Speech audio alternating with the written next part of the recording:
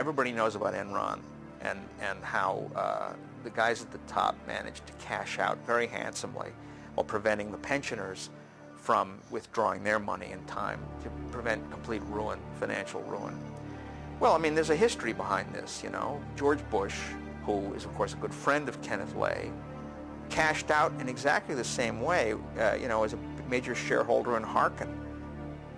According to the Center for Public Integrity, George Bush served on the Harkin Energy's board and was able to realize a huge profit of $848,000 by selling his stock in the corporation. Harkin had concealed its losses by selling some of the firm's assets to a group of insiders and declaring a profit. Shortly after he sold, the stock price plummeted. He reported the sale to the SEC 34 weeks late. Bush was on the Audit Committee and the Restructuring Committee. He claimed he didn't know. I propose some tough new standards for corporate reform. Like you all, I took a look out there and saw a problem. And the problem was we had some folks who were trying to fudge the numbers. We had some people who decided they weren't going to tell the truth when it came to their assets and liabilities.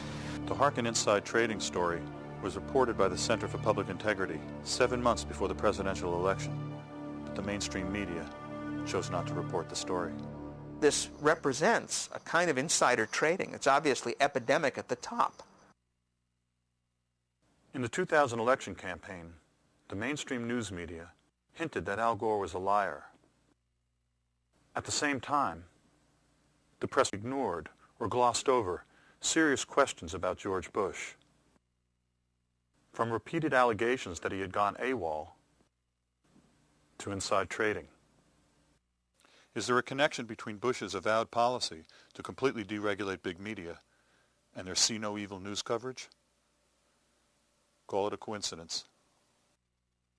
You know, they'll cover whatever they damn well please, and it's not going to get in the way of the bottom line. It's not going to cost a lot of money to produce, and it's generally not going to upset the powers that be, of which they are a major part themselves. And that's where we are as a country, and it's really grim to watch. It's very depressing. Bush made millions of dollars as governor of Texas, and his father is now making millions of dollars as a worker for Carlyle, making millions of dollars thanks to the policies of his son. His son has all around him in the White House and throughout the government all kinds of people from Lockheed Martin. And Lockheed Martin's making out like a bandit because of the war on terrorism. This is a scandal of such magnitude, you know, that you'd think that the press would be thanking its lucky stars that it happened on their watch because it's such a great story. No, it's too big for them to cover.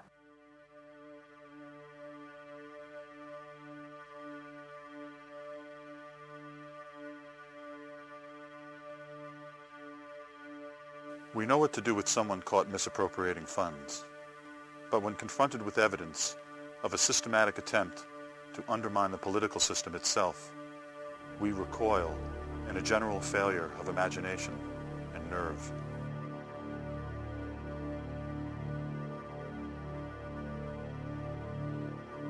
Gary Sick, an American diplomat, wrote a book called The October Surprise, in which he argued that the Reagan team seems to have basically meddled in the situation to make sure that the hostages didn't get released before Election Day.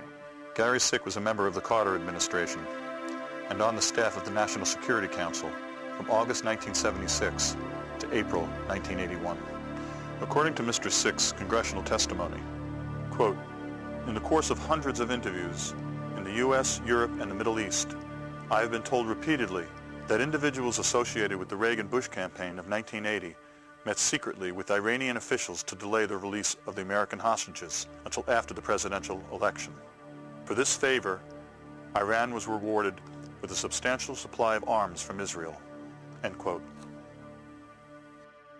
According to Mr. Sick, low-level intelligence operatives and arms dealers are no Boy Scouts. End quote. Their accounts were not identical, but on the central facts, they were remarkably consistent. Because of my past government experience, I knew about certain events that could not possibly be known to most of the sources. Yet their stories confirm these facts.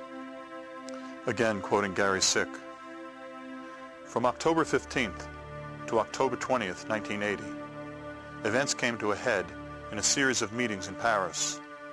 Accounts of these meetings vary. There is, however, widespread agreement on a number of points. 1. William Casey, Reagan's campaign manager, was a key participant. 2. Iranian representatives agreed that the hostages would not be released prior to the presidential election on November 4th. 3. In return, Israel would serve as a conduit for arms and spare parts to Iran." Quote, "At least 5 of the sources who said they were in Paris in connection with these meetings insist that George Bush was present for at least one meeting. 3 sources say they saw him there. Former President George Bush denied being in Paris." According to Sick, immediately after the Paris meetings, things began to happen. Iran publicly shifted its position in the negotiations with the Carter administration, disclaiming any further interest in receiving military equipment. Again, according to Sick, between October 21st and October 23rd, Israel sent a plane load of F-4 fighter aircraft tires to Iran in contravention of the U.S. boycott and without informing Washington. There was a congressional investigation into this claim eventually. It was grossly inadequate. It was a real whitewash. A lot of questions were never even entertained, much less answered. In 1991, a congressional committee, led by Democratic Congressman Lee Hamilton, declared there to be no credible evidence linking Reagan's team with a delay in the hostages' release. In 2 contemporaneous magazine articles, charges of an October surprise were discounted.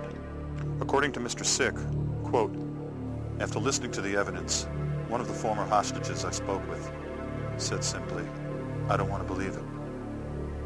It's too painful to think about.'" Whatever the truth of the October surprise may be, what is undeniable is that the story is a career graveyard for journalists seeking to work in the corporate mainstream. If you read what the hostages themselves had to say later in their various reminiscences of the experience, and you read some of the press coverage in depth, you find that the Iranians were guarding the hostages, had their stopwatches out. I mean, they were waiting for a particular moment to let those hostages run into the field of vision of the photographers who were all there ready to take their picture. Do you agree with this statement? Whatever is regularly broadcast is the definition of what is news. Or do you have another definition? That is a good question because, yeah, I mean, if it happens but you don't hear about it, did it happen?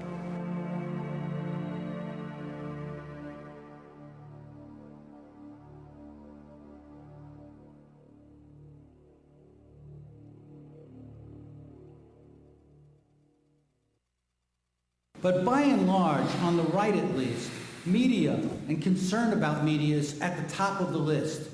Republicans and the right wing mobilize, they organize, they train people to be in the media. Right-wing foundations spend money on media programs. They fund and subsidize a media presence to create an environment friendly to the views of a real minority in our country by actual numbers. In 1971, Lewis Powell, a corporate lawyer, was 2 months from being nominated to the Supreme Court by President Nixon. He wrote a memorandum expressing his concerns about how consumer activists and progressives were infecting the general population with an anti-corporate bias. This treatise circulated among a number of wealthy industrialists. One of them was Joseph Coors, who in 1972 provided initial financing of $250,000 for the Heritage Foundation. So began the neoconservative movement to influence the media. What we've seen since the mid-1970s is that all the great conservative foundations devoted almost all their money to ideological warfare. so much of